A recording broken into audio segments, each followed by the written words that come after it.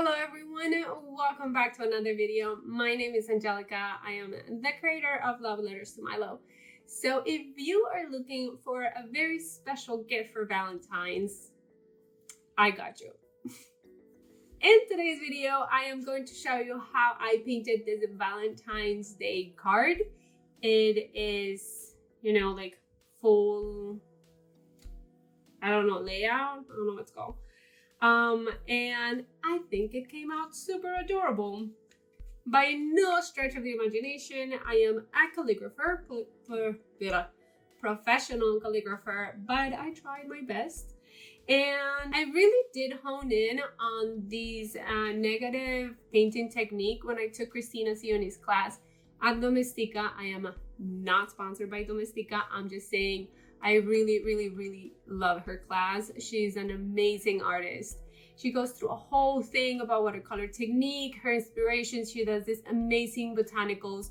So she is not painting hearts, but I am using the techniques that she used in her class, and I made this little card with my little hearts.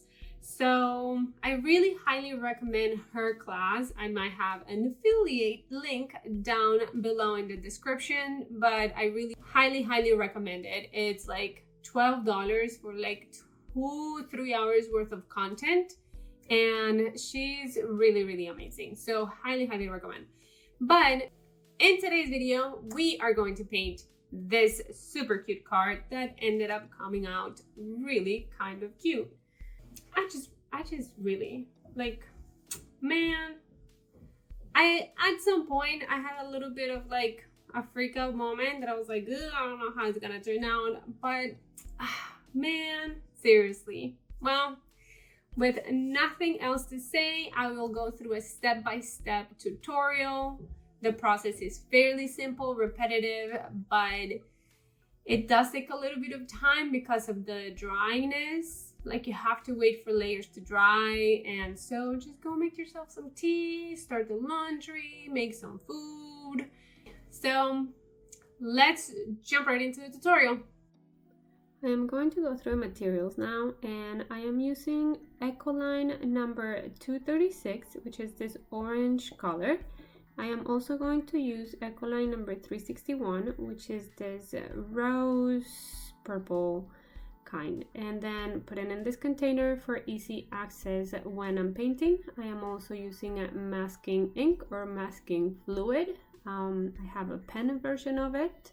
I am also going to use, well, a pencil, a soft lead pencil, that's a 6B, and a kneading eraser to lift up the excess lead. I am also using my Bettyhayway's number 9.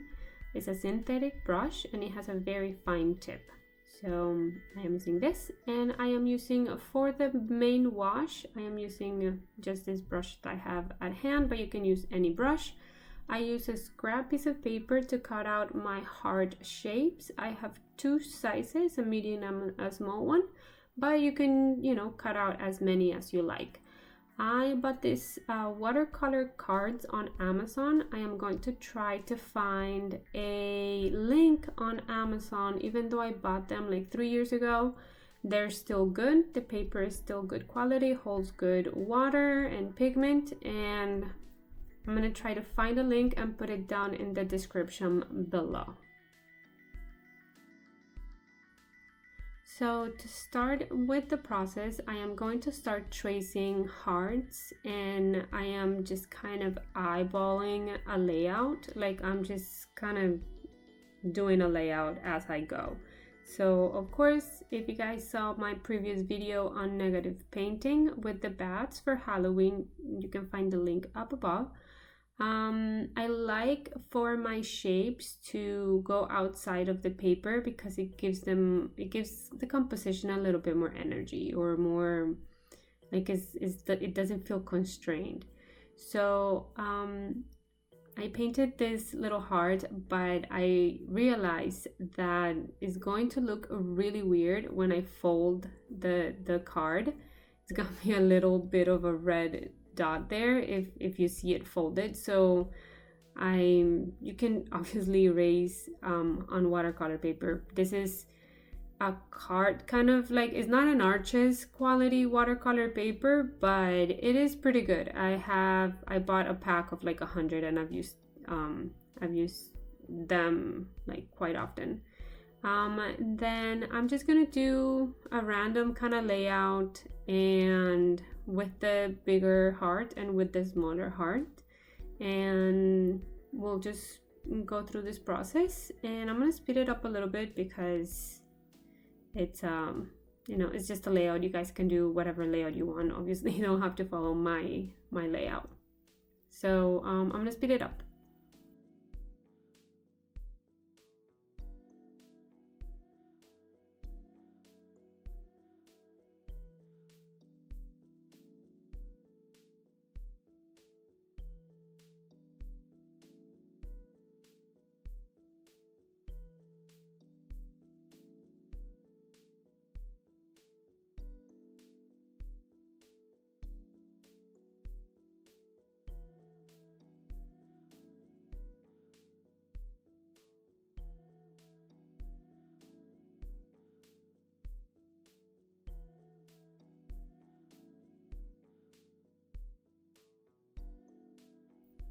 Okay, so now that I feel that I have a good layout, I need to start numbering them just so I remember which hearts are at which step. So I am going to work in 5 layers, and I am going to divide my hearts into 1, 2, 3, 4, 5, obviously, and I'm going to number them also to know what lines to erase, and to understand which layer, which heart is at the top and which heart is at the bottom. So I'm going to go through the process of understanding where I'm going to paint and in which layer. So this is that process.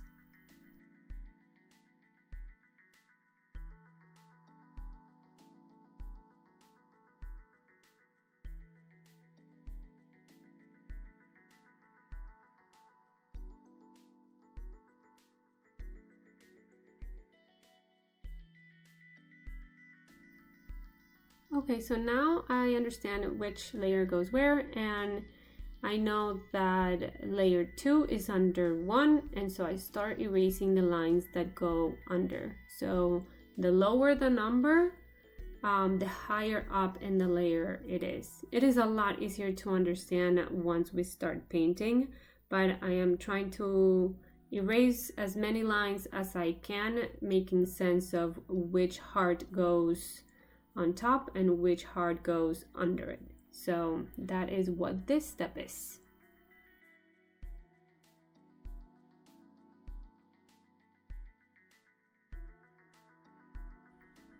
So I'm seeing that I have like a little bit of an empty space here in the corner, and I'm going to add a small heart, but I'm trying to align it in a way that is not kind of symmetrical to any other heart, and that the valley of the heart doesn't fall immediately on the line of the number 2 heart. So kind of think of those things when you're placing your hearts, so it doesn't create like weird shapes when you start overlaying them. My head sorry, a little bit of fuzzies there, but you guys get the point. Then I just keep erasing some lines and make sense of which hearts go on top and which hearts go at the bottom.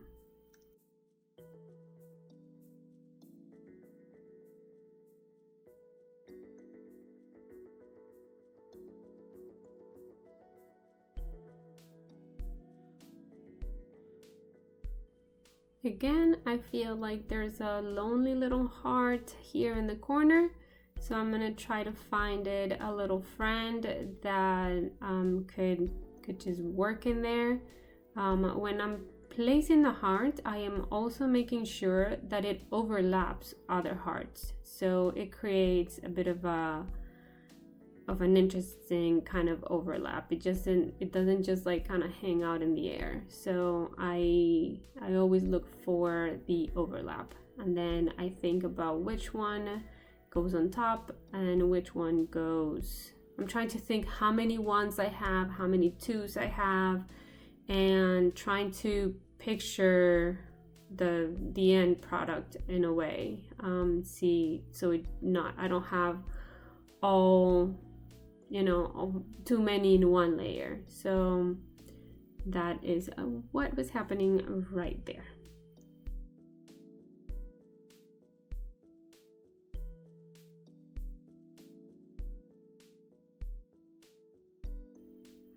Alright, so looking at the overall composition, I think it looks great, and we're just gonna grab the kneading eraser and lift up kind of the excess lead from the soft pencil so it doesn't like overbleed with or mix with our pigment or the water, and it doesn't look too rough. So I'm just gonna knead kind of the excess. If I need too much, then I won't see the hearts, but I'm just trying to lift up kind of the excess of the lead of the soft pencil. So that is this step.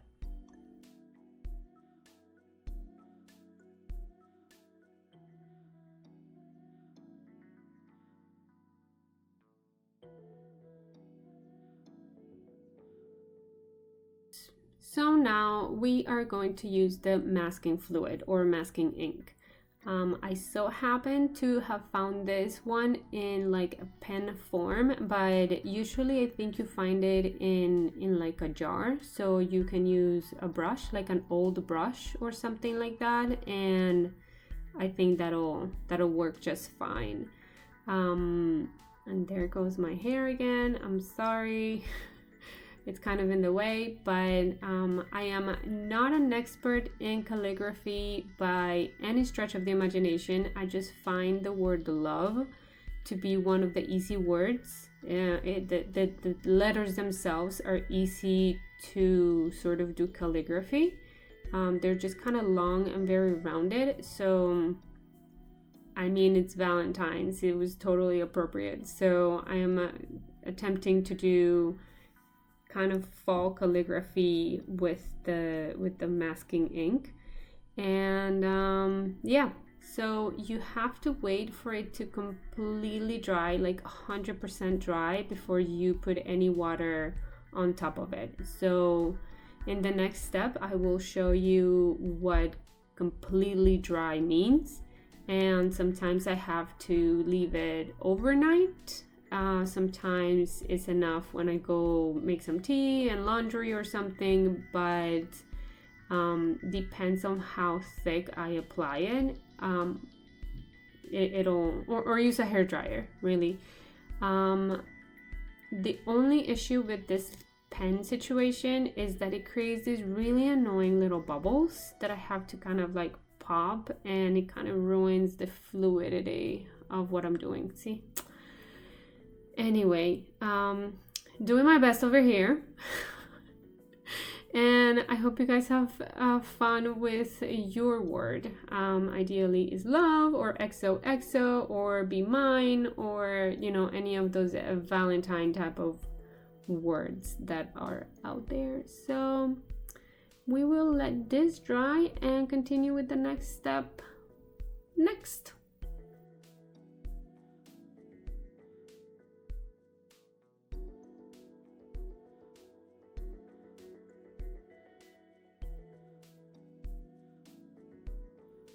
So I want to show you guys what the masking fluid looks when it's ready. I did leave it overnight because I ran out of sunlight, so I just left it overnight, and it looks transparent and it's a little bit sticky to the touch, but primarily it's transparent. So of course I have my clean water ready, and I have my pigment in my little container ready, because we are going to do a main wash overall. I am doing first water, very lightly, because if I put the pigment directly on the paper dry, it's going to stain it immediately, and it's going to be very, very hard to blend. So I am doing a light wash on the paper first, then I'm going to add the pigment and just very random brush strokes. It in no particular order, just make sure that it is blended. I am adding orange because I want to create a little bit of contrast, not just make a pink card. So it is a very intense orange, and I have to keep reminding myself that this orange is really, really intense. So to balance it out, I am adding a little bit more pink, and I'm just kind of doing a light wash. Remember that watercolors are going to always dry less saturated or like lighter. And so don't worry, like right now it looks kind of very pigmented, but it's going to dry a little bit lighter. So just the main wash and let it dry. So this is the first step. So now that our wash is completely dry, I'm trying to remind myself where my numbers are, and I am trying to locate where my number ones are. So I can paint around them. So I will paint everything except my number 1 hearts. So I might speed it up for the purposes of not making this video 3 hours long. So I will speed it up a little bit and you guys can see exactly what I'm doing.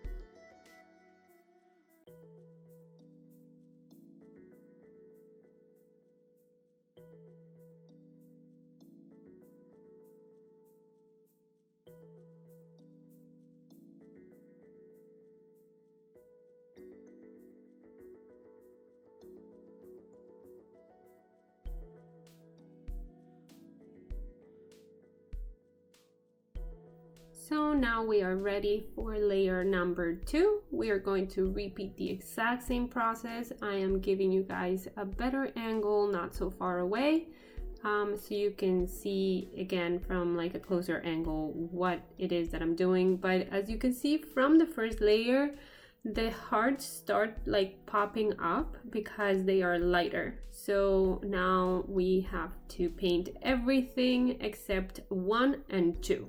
So remember where your 2s are. Your 1s are very obvious because they are the layer that you just not painted. And yeah, so keep going with all the hearts that are number 2 and number 1 for the second layer.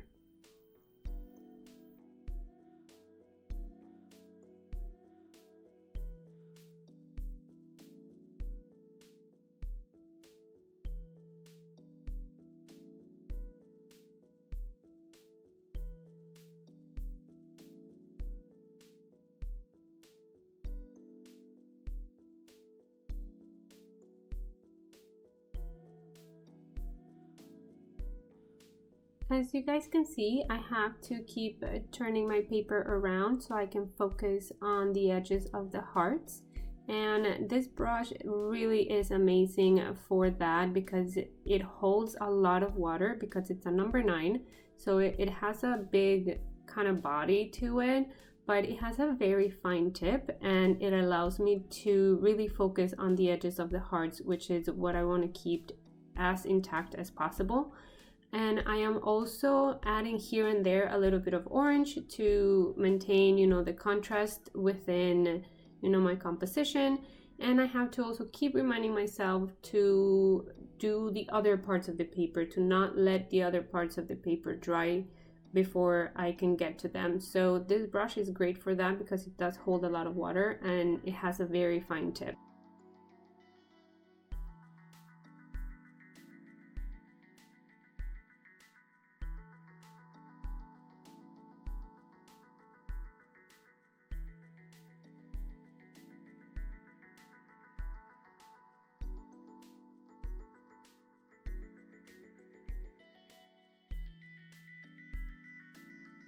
We are now ready for the third layer, which is the same as the previous two. I'm just going with a little bit more of intense color. I am identifying where my hearts that I had numbered with number 3 before are, and I am really carefully going around the edges of the number 1, number 2, and number 3. So again, it is the same process, but every time I am adding a little bit more pigment, more saturation, so you can really tell the difference between the layers. So I'll be doing that for this layer.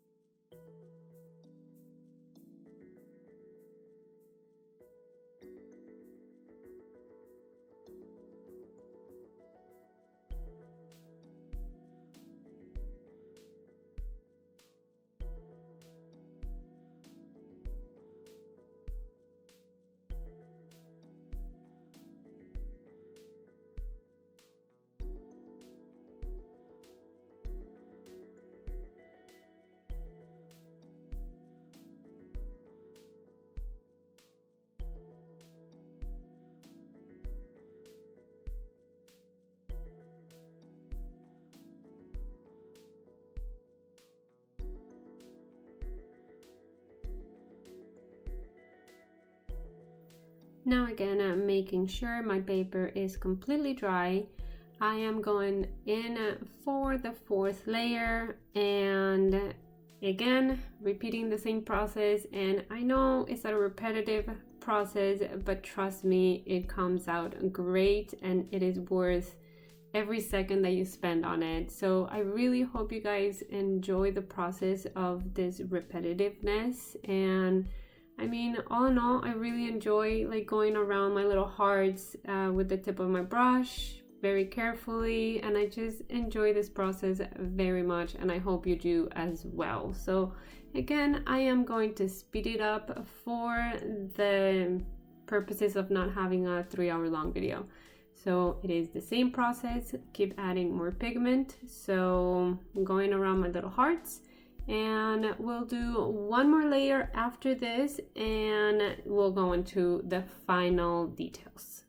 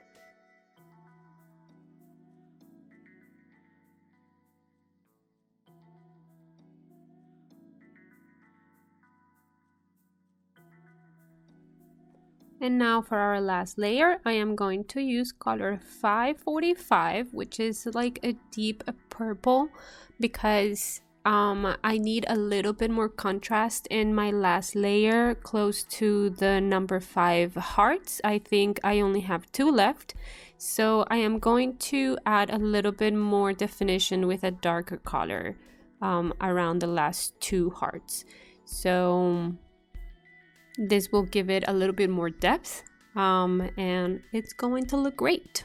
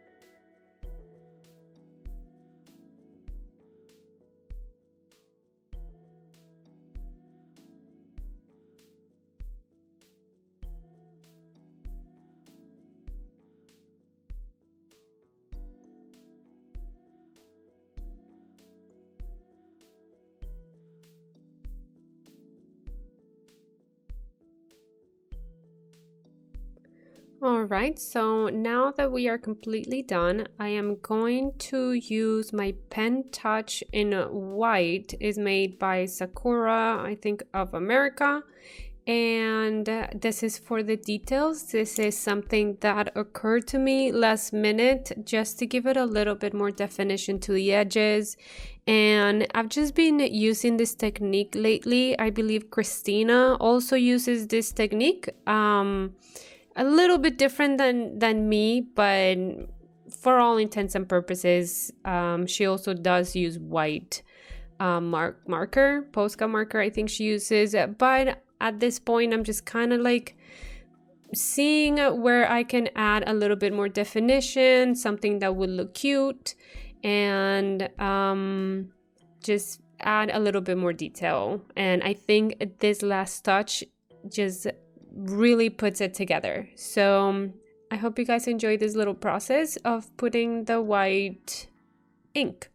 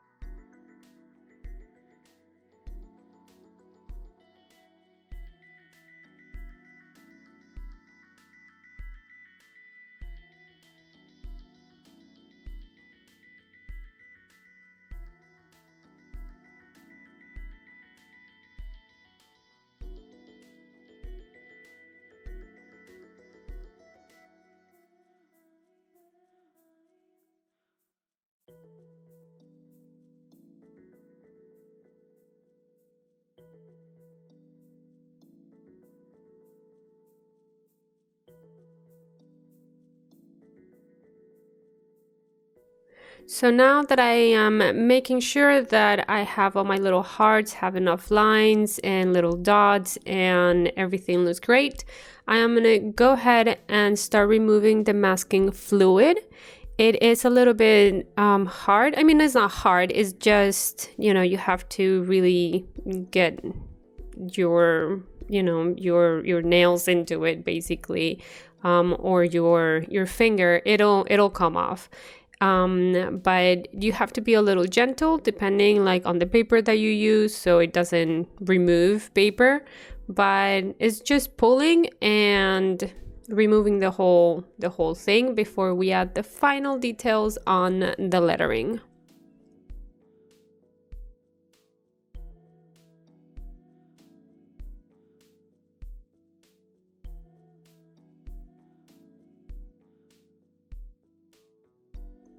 Okay, so now I am done with removing the masking fluid, and I am using a small synthetic brush. It doesn't have any brand name attached to it, like I bought it in a local store, but it's just a thin brush. And I'm gonna go ahead and outline the entire word just to give it a little bit more definition. Then again, I am not an expert in calligraphy, so do your best, guys, and because I'm kind of doing my best here.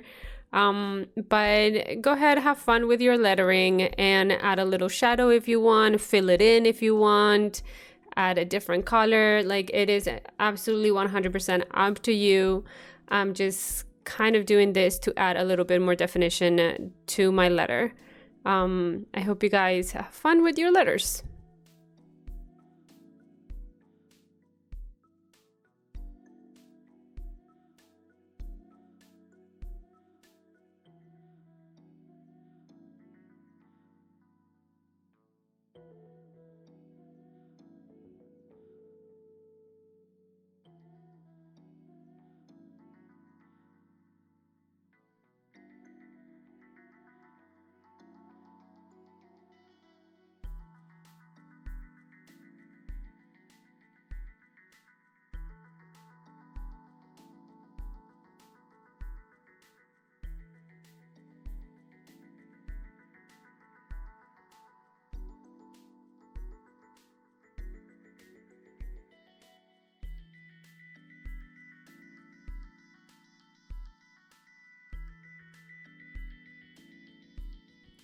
Alright, you guys, so we are actually done with the tutorial. Just finish up the lettering here. I really hope you guys had fun with this tutorial, that you enjoyed the negative painting technique, and that your card looks amazing. And I will see you guys next week with another super fun tutorial. Okay, bye!